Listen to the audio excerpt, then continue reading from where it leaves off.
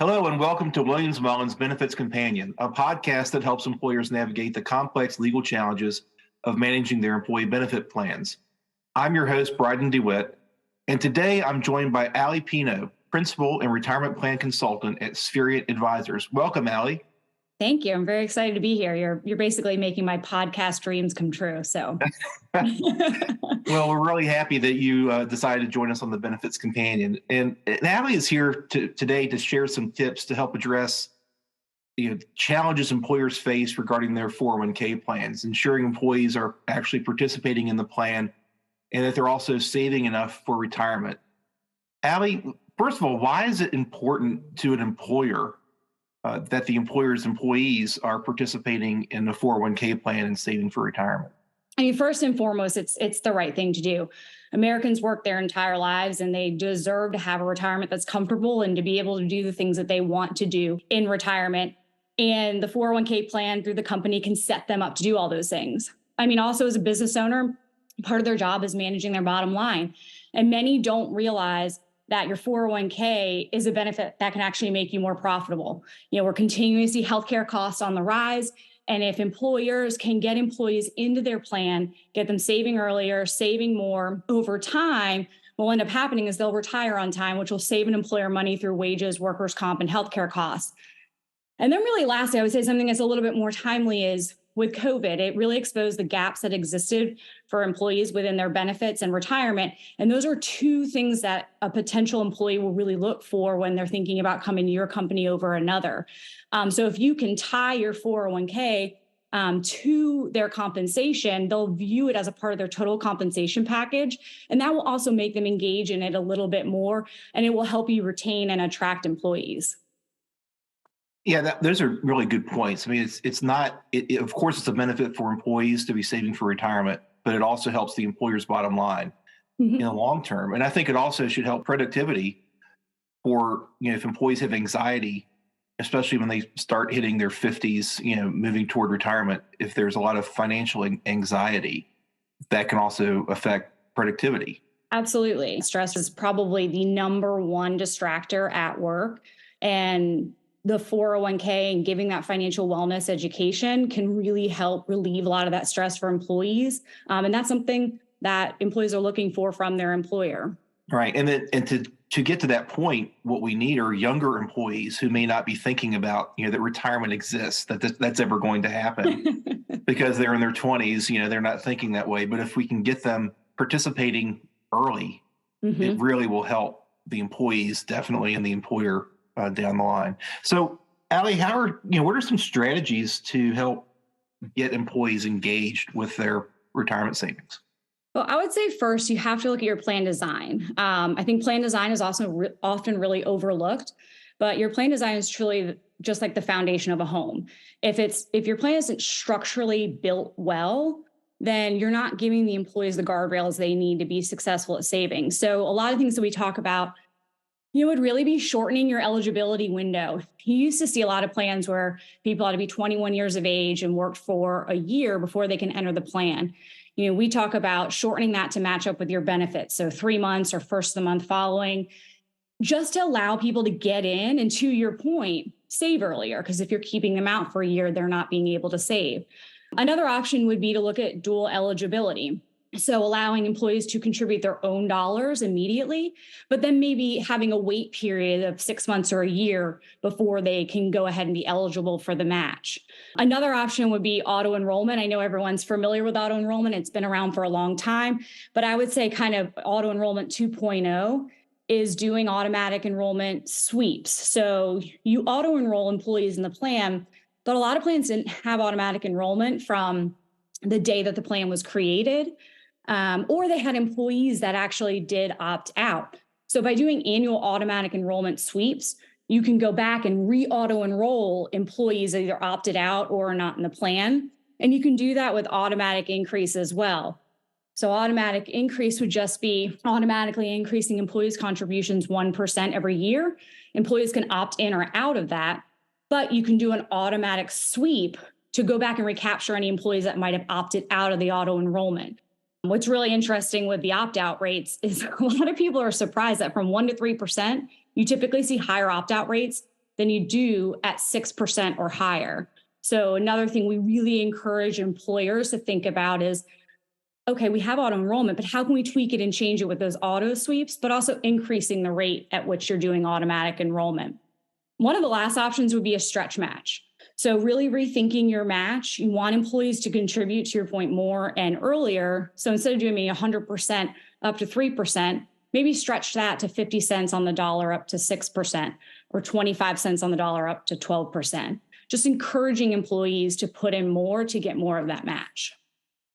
I think those are really good suggestions. I was thinking the dual eligibility, a reason employers may delay eligibility for employees is the cost.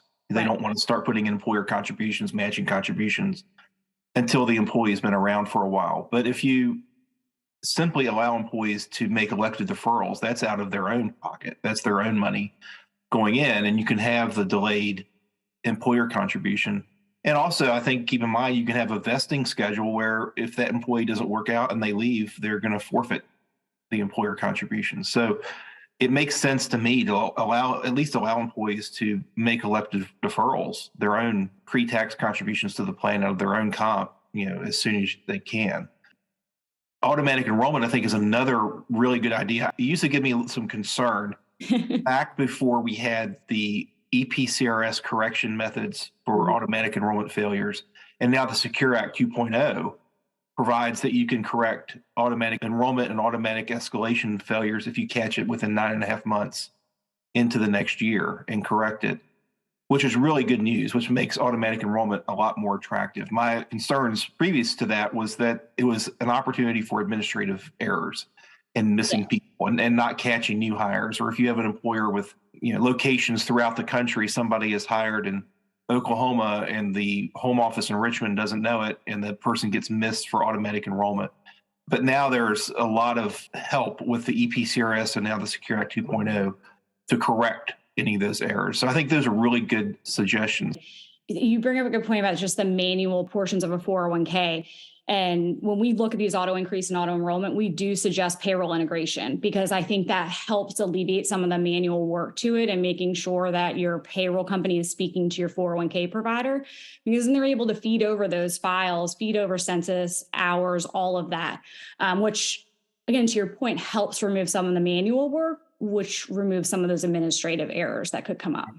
So I guess, you can do these things. You can make the plan design changes, make the plan attractive, but you also have to then communicate that to employees. So how do you, once you make the plan design changes, what is next on an employer's to-do list? Well, I think from an employee perspective, every employee is different, and you really want to focus on giving them the benefit they want to have and that are relevant to them. Something that has come up with Secure Act 2.0 is student loan repayment. So being able to match on the student loans into the 401k. And I think that is a huge benefit to employees, because you have a lot of younger employees that ultimately they have these short-term kind of financial burdens that keep coming up, whether it's student loan repayments, cost of living, credit card payments, those sorts of things that kind of distract them from being able to save. And they think, well, you know what, in the long run, I'm young, I don't need that money for retirement. But you can encourage them to participate in the plan by offering student loan repayments, which will alleviate a little bit of that burden. And, a lot of times you can also offer emergency savings account. I think that kind of helps them, again, save and remove some of the emotional stress that they might have. And those are two new options within the Secure Act 2.0 that I think will really help give employees the benefits that they want and really the benefits that they need to be more financially sound, but also put the attention towards the 401k and participate. Yeah, there are changes in Secure Act 2.0 that really you can tell, are geared toward alleviating employee concerns about, putting some of their compensation away into a plan and then not being able to get it until they terminate employment or retire. So with the emergency savings accounts and the distributions for terminal illness and, of course, domestic abuse and emergency expenses, there are plan design opportunities in the Secure Act 2.0 that employers can consider to help alleviate concerns employees may have, especially younger employees, about putting money away and locking it up into retirement savings. What else can an employer do to help employees participate in the 401k plan? So the last part of it really is looking at employee education. Employee education is probably one of my favorite parts of my job, is going out and meeting with the employees and really helping them understand the 401k and why they have such a good benefit. But I honestly believe it has to be done correctly. When I started doing this, gosh, it's been 16 years ago, we used to show up with an enrollment kit, and it was a paper enrollment kit handed out to people. They would sign up. But it changes, life changes, and employees have a lot of additional pressure that they're trying to figure out how to allocate their dollars. So a couple of things really help when it comes to employee education. Having the owner buy-in, the business owner or the CEO, having them encourage employees to participate and discuss how important of a benefit this is. I went out and did an enrollment meeting back when I was an enroller, and the owner of a company stood up before the enrollment meeting and helped the employees understand the value of a match by saying, if I have $20 and showed a $20 bill, and I'm going to give you 100% match on this $20 into the 401k, you'll now have 40. And everybody saw it. And he said, but if you don't participate into the plan, you don't get the additional $20. And I think just those simple little visuals, but having the buy-in of the owner is really makes a difference for employees, because it shows the owner is really looking out for their best interests.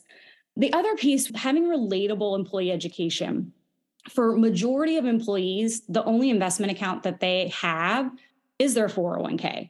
So investing is foreign to majority of employees, and they don't necessarily feel comfortable. So finding a way to make it relatable and easy to digest really helps, especially when it comes to talking about investments, making real life comparisons between investing. For example, when we talk about target date funds, I compare them to Betty Crocker cake mix boxes. I can't bake.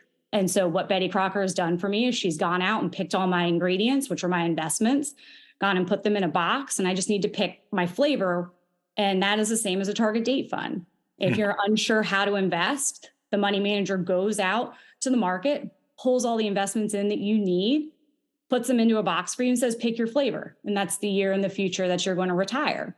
It really helps kind of give a relatable example for employees so that they can understand the investing portion. Once they get over that, they're more open to contributing. And that's what they truly need to focus on, is when they start contributing and how much they're contributing, because that's the determination of whether they'll be able to retire.